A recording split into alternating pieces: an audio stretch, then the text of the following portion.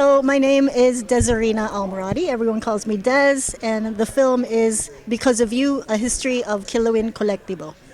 What, what is that, what you just said? Good question, Tony.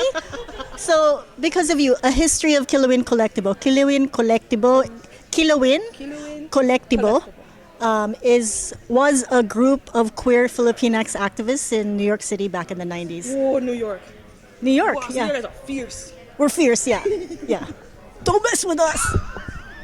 So the group was just a few women who wanted to find a home for themselves. They felt a little bit adrift, like the Filipino diaspora weren't really sure what to do with queer women, and the queer community didn't really know what to do with brown women. So, yeah, and like we like to eat adobo, we liked our bagoong, and we like to make out with other women in spaces that might be public, and it made maybe other Filipino people, a little bit uncomfortable. And so we made our own space. We carved out our own space. But yeah, it was really about community, about eating foods that we all love, that we all grew up with, but also being comfortable in like proclaiming that we loved other women, and we wanted to be with women, as lesbians. So, yeah. There wasn't a particular event. I mean, a lot of us came from other Filipino activist groups. One was a gay and lesbian Filipino group, and then another was a feminist Filipino group. So the two groups were Kambal Salusog, which was the gay group, and then Gabriela Network, which was a feminist Filipino group.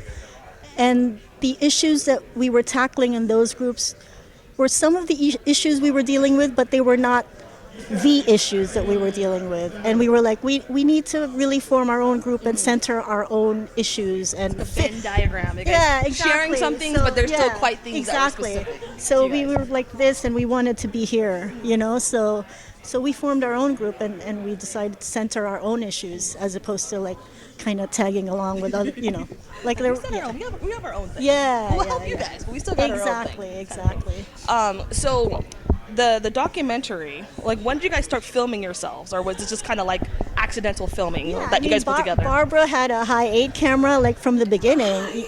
Yes, from the beginning, like, and she'd be like, Barb, get that camera away from, and then there's a group called Estrella Lesbian Action Network. They were giving like very small grants back then. We applied for a grant. My partner at the time and we got some money, so we bought a mini DV camera. Wow. And started filming. But then we ran out of money, and no one else would give us money. But we had all this footage, and it just I kept not throwing it away. You never do. Right? So there's like mini DVs, like high 8s, and I'm like, this is important stuff. And my partner would be like, what is this doing in the closet? Like, can we just make space for like a New York City apartment? We're having a kid. We need some space for our kid. No.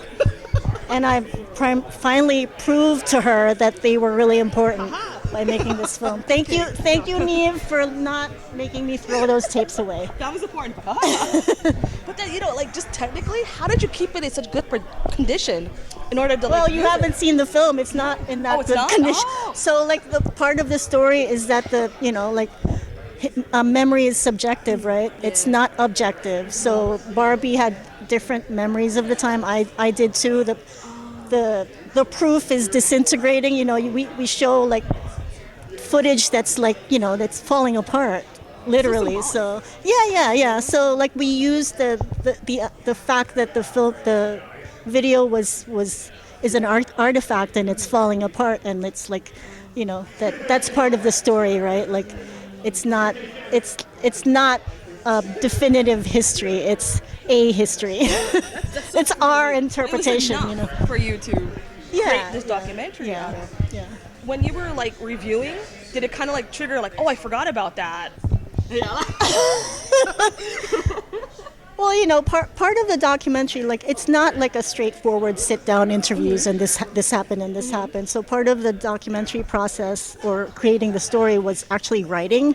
Writing was a big part of it, and I created these what we called tone poems. They're like poetry that I read on screen. I'm not on screen, but you hear my voice, and sometimes you see the text, and it talks about like memories that were triggered from watching the film and from Barbie telling me things happening. I'm like, I remembered myself as much more innocent than I actually was. Apparently, I apparently did things that were, not so kosher. So yeah, exactly. But again, you kind of sanitize your memories about what happened, and this film kind of dredged all that up, like the inconsistency of your own memory of what happened.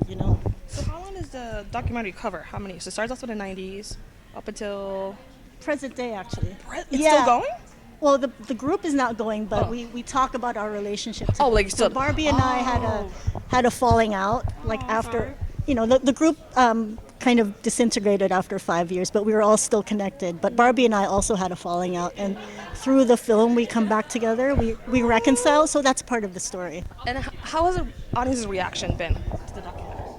I mean, people are really moved by it. I think people don't realize that history was actually important, and so it gives them a chance to remember their younger selves and to honor that kind of work that we did back then. It's making me I know, it's making me cry. It's really amazing the reaction. Like, people come to us either really excited. The young ones are really excited because they're like, oh my God, we're going through the same thing now. Like, how do we navigate? Even through time. All the little disagreements. Like, they're like, how do we get through it? And you just get through it. And then the people who are our age, they're like really nostalgic, and they kind of remember their younger selves, and they really appreciate that we kept that history. So has anyone ever came up to you during the screening and be like, wait, I remember you guys, or they were involved somehow with what you guys were doing? Actually, that's a good question. I mean, a lot of the people that we were with back then we're still really tight, right? Across oceans, across a lot of our friends are up in Toronto. We're still really connected.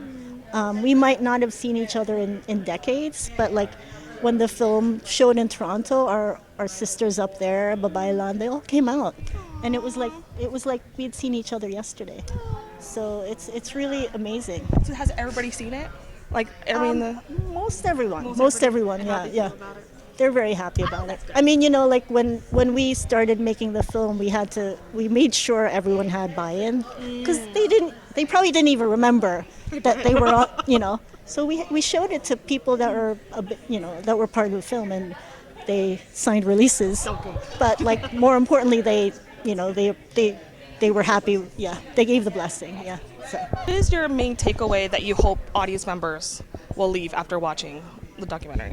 I mean, I think the main takeaway is that queer people in Asian communities exist, and that we belong, and that our history is important. And in this current administration, in this crazy times that we live in, where people are being erased, immigrant populations are being told that they don't belong here, and the T in LGBT is being deleted. It's